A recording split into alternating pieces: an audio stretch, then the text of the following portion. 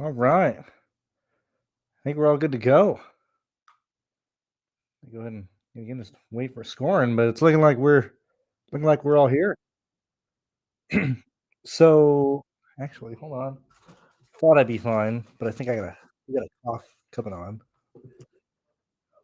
I don't want to be coughing you guys. Hold on. Okay, I didn't mean to take the screen off. I just meant to mute the mic. So I had a couple things happen. I had a delivery that I had to go to the door for, and then I had totally forgot I ordered food like an idiot, just forgetting what time it was. So I had my food sitting in the kitchen, right? Um, but I got up and walked away from my computer, obviously to do all that. That's why I had to move this back. But when I got back, the lifetime and scoring had updated on me. And so I was like, okay, whatever, the people have it. So I mean, I haven't been able to find anywhere. DraftKings has a starting grid available, but I cannot confirm even if that is accurate. So I didn't want to make anything off of that. So Knobs, I'm with you. Does anybody have the grid official anywhere? I technically can't really start anything until I have that. Great. I mean, we are 3 hours away from the start of the race. I'm only going to be here for like 30 minutes or whatever. I mean, we're playing guys from back, obviously. But I have not been able to find the grid myself personally, and I didn't really want to push this back any further. Now, with that said, I will go ahead and take this opportunity to talk memberships really fast because I just want to get this out of the way. Now, I know we're at Daytona, Atlanta. If you just want my projections and Cheese's projections and stuff like that, plus access to the Discord, it's only $30. What we're really selling now, granted, I've gone on my rants about SaberSim for the NASCAR side of that, as I think that leaves much to be desired. But SaberSim is the best product out there for DFS for NFL, NBA, MLB. If you get through us, you're going to save quite a lot of money, and if you're buying annually, you are going to get a pretty substantial discount across the board. I just wanted to point that out there for you guys. So yeah, I've been able to get through this. I mean, obviously, I have other links too. I know Carol and Brian are out, but as I said, I haven't made the grid yet, and I am the who's who. I'm the talk of the town. I get messages like crazy. If you want to DM me on Twitter, because I have links turned off for YouTube. Kyle. Let's see. Let's see. I was hoping usually the benefit of Bob actually being there is he usually gets it up pretty fast while there's other things, but I guess he just died over the last 20 minutes. Thank you, Kyle. And then we can go ahead and do this. So yet again, I apologize that we got to go through me setting the grid really fast because I got to do this anyway. So let me see. Thank you. Okay, now C.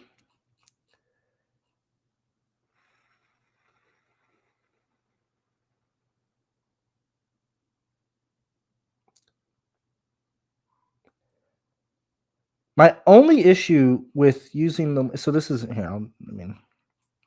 so like this is what you run into as well. Like, I don't know if this one is official, and the main concern is at the back of the starting grid and where provisionals roll into effect. Because technically, Timmy Hill took a queue time, but he then, if I'm not mistaken, made it on previous owner points. And sometimes, depending on what they're doing, that'll reset and actually, like, because freezing in queue because he had the track bar issue, anchor Brandon issue. I'm pretty sure the 17 is ahead of him on owner points because 17 also finished, his lap. So my main concern and why it's so important is I just need to figure out where this stuff is lining up. So I actually don't know if that is the correct grid because I did find this link. I found another one too, which I apologize. What a terrible start. Like Racing News has one up. See if Jayski has one. For this motherfucking race.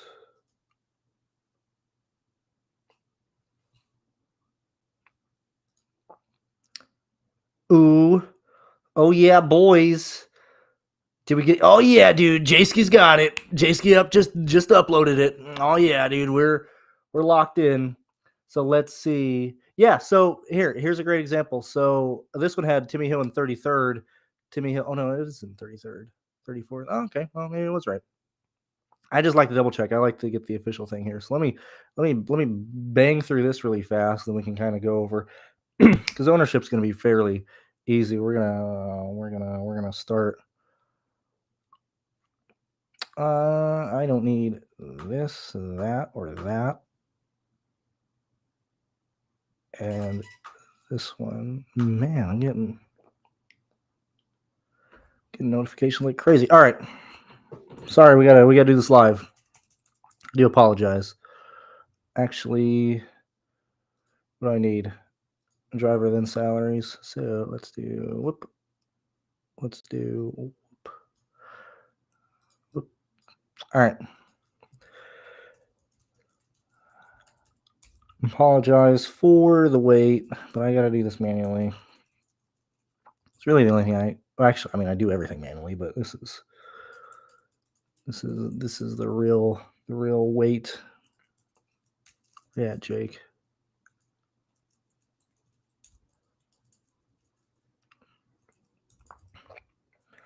It's usually easy because I can usually just in my head figure out where people would be at in salary wise, so it's not a huge thing here. Where's Clay at?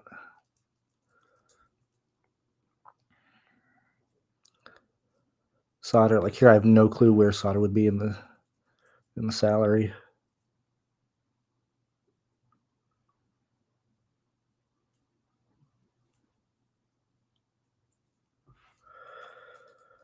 I don't want to do that. So I got to click around. And obviously, we're not playing anybody in the top 10. So just speaking out loud, really fast, I'm looking at the actual grid.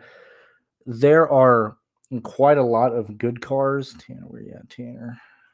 Quite a lot of good cars and good drivers who are going to be racing up front who are absolutely going to get smoked. Yeah, Raja, dude. Where's Raja at? There we are.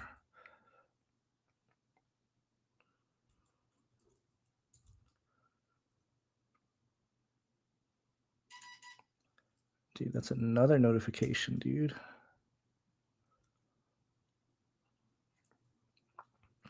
It's a darn shame. Spencer Boyd queued so well.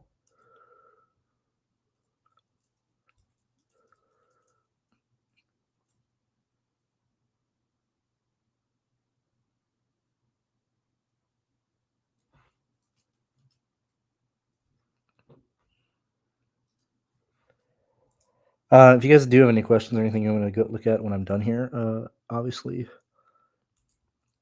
as soon as this is over, we can go over that. Where's Bailey at?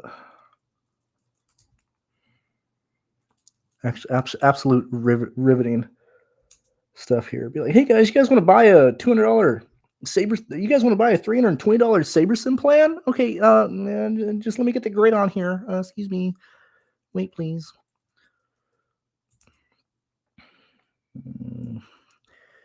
Dude, shout out Norm, man.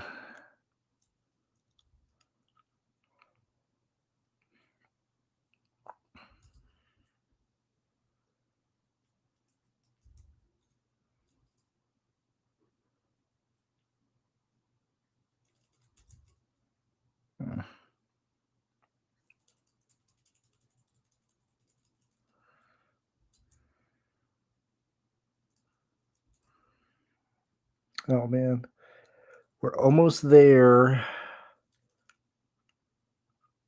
Almost there.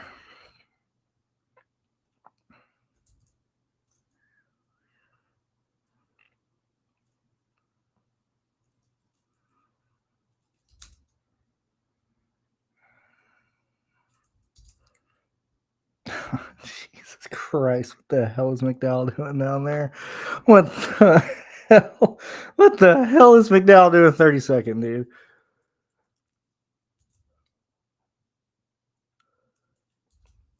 What in the world?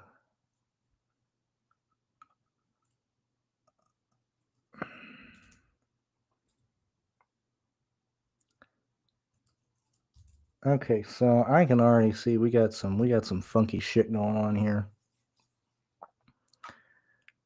We got some absolute funky nonsense going on here. So well, we can absolutely just shotgun this now that we're finally here. Sorry for the wait.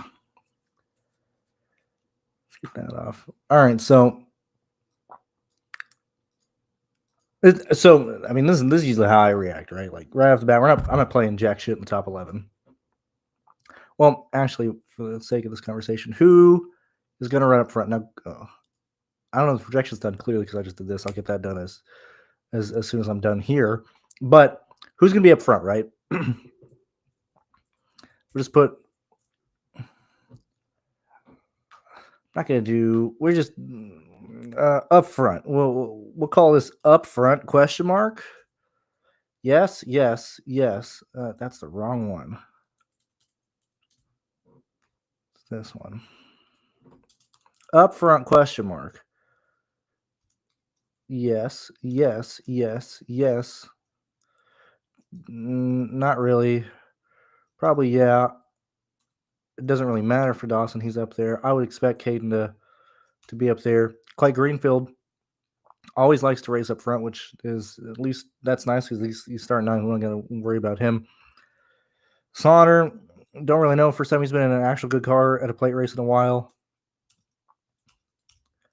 No idea what Frankie's going to do. I imagine Emmerich has a really good car, so he's going to do that. We're going to have to say no to that. Haley's going to be up there. Question mark around him.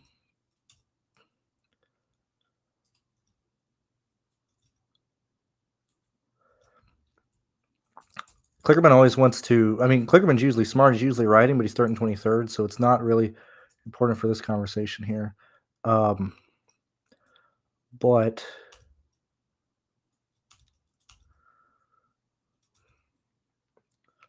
I really hope. I don't know how Tony's going to run. I mean, she's only had fast cars at the ARCA races, so technically, I mean, this really is her first real race. I would assume that she's going to play it pretty safe. Canadian Jason White's going to ride in the back. Obviously, A doesn't matter there. Doesn't matter there. Really up in the air. Friesen always crashes, and so everybody highlighting green isn't play like. Are they going to ride up front? So we have 1, 2, 3, 4, 5, 6, 7, 8, 9, 10, 11, 12, 13, 14. So I mean that the guys highlighted under A have a real good chance of being your top 15 front runners at any given point in this race, right? If it goes green, whatever. These are the guys that should be up front, right? So, on the same vein of that, who's going to carry ownership? We can kind of let's go ahead and how do I want to do this? Fuck it, I'll leave it there. I'll change this back for place. But like, ownership is clearly going to be around Ankrum. Now, Friesen has been, he's been involved in a lot of wrecks, but he's starting dead last. Everybody's going to see him there. Clearly, McDowell, Connor. Now, this is not talking about the spreadsheet Warriors going through. If that is the case, we're going to see. I'm focused on the big names at the moment. We're probably going to see these gentlemen carry the ownership. So it's Kligerman, Lane Riggs, Connor McDowell, Stuart Friesen, Ankrum. Once people look at the spreadsheets and histories of these drivers, I would expect to see Timmy Hill, possibly White, gain into that as well. So we can kind of highlight those guys in orange, and then these guys can be like the secondary yellow. So when we're looking at, this race, it's really likely, now granted, whether you want to eat the ownership or not, it's very, very likely that, obviously the stack from the back is going to, stacking back is going to be extremely good here because typically, I just saw Knobs talk about the Sabersim stuff. It's because there's so many good guys in the back of the field, right? I would be floored if stack from the back of this race doesn't work out because we have so many good cars in the back of the field.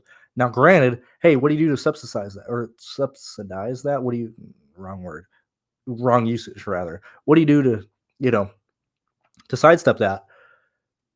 You just don't play the guys in orange. Okay.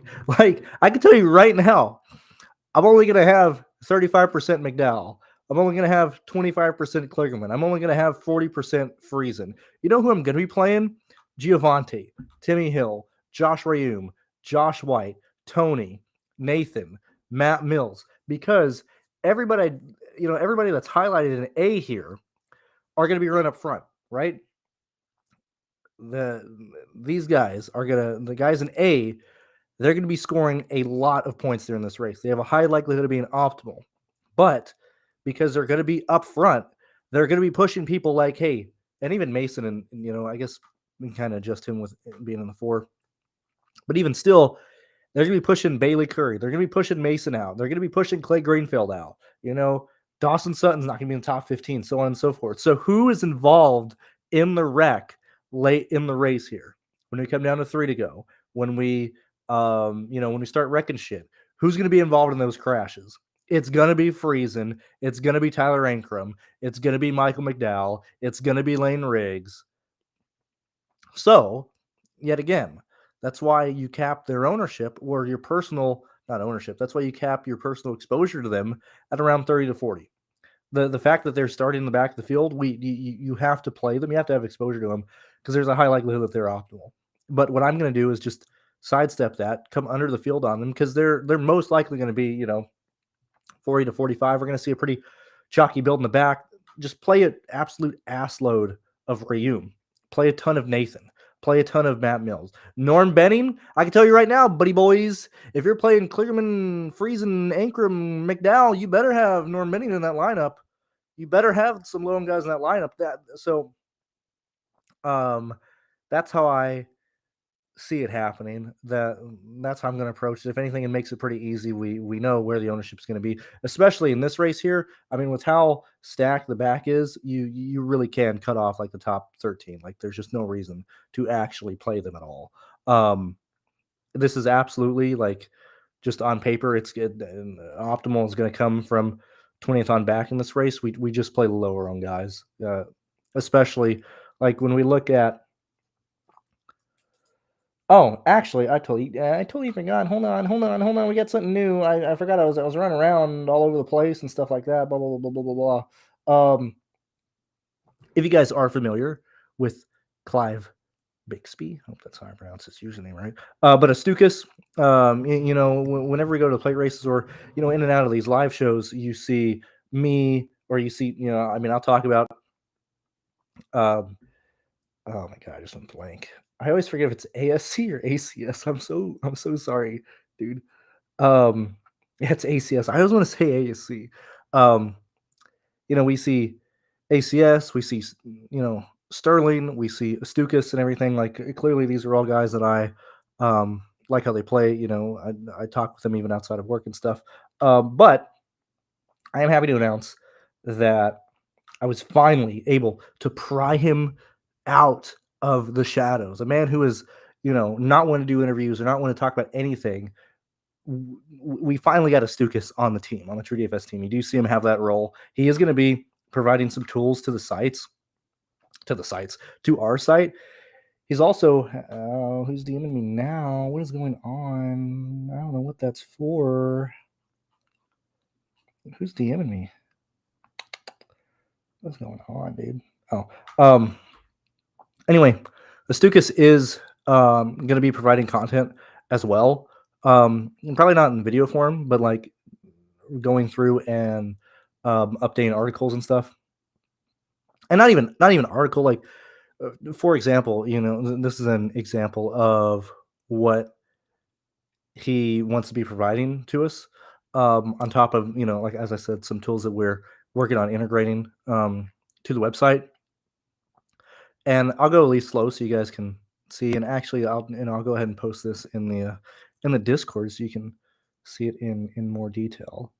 Where are we at here? Why is everything not working on my end? There we go. For those that are in Discord, in case you want to read it in more detail and stuff. But we're more, I guess, data focused guys. So obviously Astukas isn't here writing, hi guys, here are my top 7 picks for the Daytona race in the Truck Series. More so looking at graphs and easy ways to digest data. Um, on this specifically for obviously the truck race tonight, but still, well, because I saw Jake came in here and he's like, actually, I don't think we're going to see much carnage tonight. When we look at the amount of cars that are running in these races, that are running at the end, the amount of cars taken out in wrecks or mechanical issues or whatever, we're still looking at about half the field being taken out. I mean, you go through and you see, going back the last couple of years, 19 at the lead lap, ran at the lead lap, 21, 19, 28, 19 last year. We're going to be in the same situation of probably 18 to 19 cars, if not less, finishing this race. Obviously the field size trends and stuff now that we're locked at 36 again. But you look at the amount of cautions per race and how often, the 2 plate races that we go to lean towards, 6, 7, 8 yellows and stuff. We already get 2 right off the bat with the stages. Entering this race, you got to project this race to at least have 5 or 6, if not going into a green, white checkered at the end with possibly 7 yellows. And especially with, we're right in line for, 7, 8 cautions in this race here. Okay. And I see no reason to not play this late as normal, just stack them in the back, right? And obviously, this is drastically more important for the intermediate styles and even short tracks and stuff, but you can still see, an even distribution of fast laps. And really even laps led outside of the the guy whoever wins the race, right? But everything's spread out across the board. Everybody already knows this, but you can. It's a good visual and it's a good visualizer and everything. I just wanted to go ahead and give Stuke his credit and show what you guys can also expect. Uh, for us here. Now this is the big one that I really like. When we look at the place differential by starting position and the positions gained and lost, I'm going to just keep it down so you can see this one a little bit more than this one. But clearly, when we look at where these guys are at, yeah, trucks are always playing the back anyway. This is why Saber Sim, yeah, sure they're showing Sacker in the back in this race here, but the amount of good cars in the back of the field, the guys that we highlighted and talked about, the people who are going to carry ownership, yeah, they're projected to go well. That's why this race here, you play the guys in the back who aren't owned. I mean, we're not going to lose everybody in orange, but like I would, and I guess I am with how I'm building lineups. I'm putting money on Friesen being involved in the late race crash when he's running like in 6 or something. That's very much in the cards here. I think everybody that's listed as A who are going to be run up front are very much in line to be involved in a late race crash. And that's going to be the differentiating factor in building your lineups and stuff. Because clearly there's no reason to play anybody in the top 10 here. By looking at, hell, even like starting position, like you're pretty much guaranteed to lose, positions in some form or fashion. We really don't equalize that until we get to the teens and certainly in the back of the field. You're guaranteed. You look at Reum starting 32nd. Where are we at? 32. 32nd here, like right off the bat, based on previous trends, hey, give them 4 place differential points. So anyway, that's some of the stuff I wanted to go over and stuff. And obviously, there's more data and more graphs here for you guys to look at and everything. But I am very happy that Astukas is part of the team. Now, we do have statistics here for most teams. For me personally, I don't use this stuff because it, with all the driver changes and crew changes and everything like that, we have a lot of things that can possibly lean one way or not the other for whoever's in those cars at the times for the performance or for the tracks we're looking at. But Like, this is the type of stuff I'd rather read and look at everything. Anyway, back to this here. Back to the meat and potatoes here. I got to make projections really fast. I'll be done with that in like 10 minutes. But I can tell you right now, anybody that I have in orange, I'm gonna personally cap to like 40, 35, 30% in my own stuff. I'm gonna absolutely bank on these drivers driving up through the field, running up front, and be involved in the late race yellow. That's what I'm going to look at. But this race is an absolute clear stack from the back type of race. Duh. That's how it is. This will be a real test. Actually, this will be a phenomenal test for you on an individual level if you can get non-dupe lineups at a plate race. I haven't looked at the Cup Series yet. Obviously, I mean it's Friday and stuff, but with how big this slate is, with 14,000 people in it, go ahead, build your lines, and look at how many duplications you have at the end. This is a great slate to practice getting non-duplicated lineups. I think it's very easy. You just sprinkle in somebody in this range. Obviously, some of the guys that I haven't highlighted here, and I think you're in good business. I think that's really all I got. Let's see what the chat's saying, and then I can go ahead and skedaddle and everything. Let me go ahead and take a look here. Let me look through chat.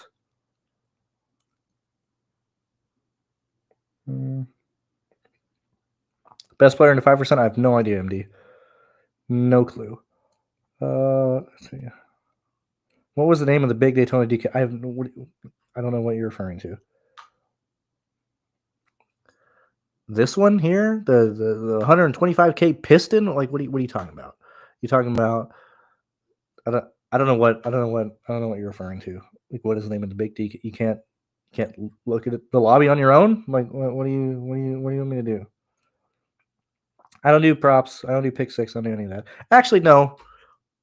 No, I did actually. Here, well, first off, pick six is different from props, right? Because you're playing in the pool, whatever. I really don't care because I just wanted to see how it's going. This is the one that I have. I just went, grabbed the top, 6 guys and put the under on all of them, so they all get involved in a wreck. That's literally what I did. You can copy it. I really don't care. I have no interest in pick six. I just did that to see what the ownership would end up being on those picks. That's mainly why I did that.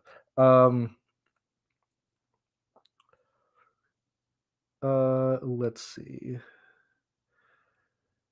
Well, let's see. I think we get about 2020. I really, yeah. I'm not really. It was the most expensive. The Screaming Eagle. Jimmy, you can like. Okay, hold on, Jimmy. Before I leave, I'll walk you through how to use the DraftKings lobby. Let's say you just log in, and you're like, boy, where do I find the expensive stuff? You're gonna go through all the sports. You're gonna go to NASCAR, and then you click this, and you're like, wait, that's not the right one. I meant this one. So you hit the cup, and then like you sort by total prices. Why is this a question? Why are you wasting my time with this, dude? Come on, brother, man. What are we doing? Anyway, that's how you navigate the DraftKings lobby, I guess. Past that, I think my favorite play today, favorite 2 plays, which I will be at least 50% on, is Jason White and Timmy Hill. Jason White, Timmy Hill. I mean, that's 2 out of your 6 guys right off the bat. You can easily pair them with 2 of the guys in orange, and then 2 one-offs or whatever. I think this is still a wide open slate. I think this can be very fun.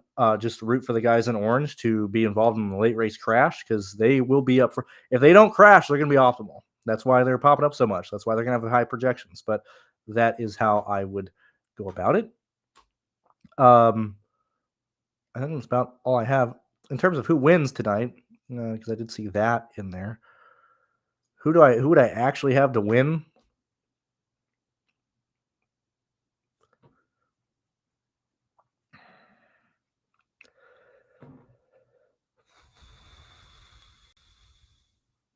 McDowell, Parker, Haley, Ben Rhodes, Chandler Smith would probably be my 5 to actually win the race at the end of the day. I think that's about it. I will see Trigger, dude. Okay, dude. You know what's so funny is that a lot of people have no idea what my background is. I don't know what happened over the last 4 months. I wandered into a whole new audience. It is crazy seeing people have no idea what my background is, what my history is. It's insane. We have an absolute clashing of the viewers. I'll see you guys tomorrow.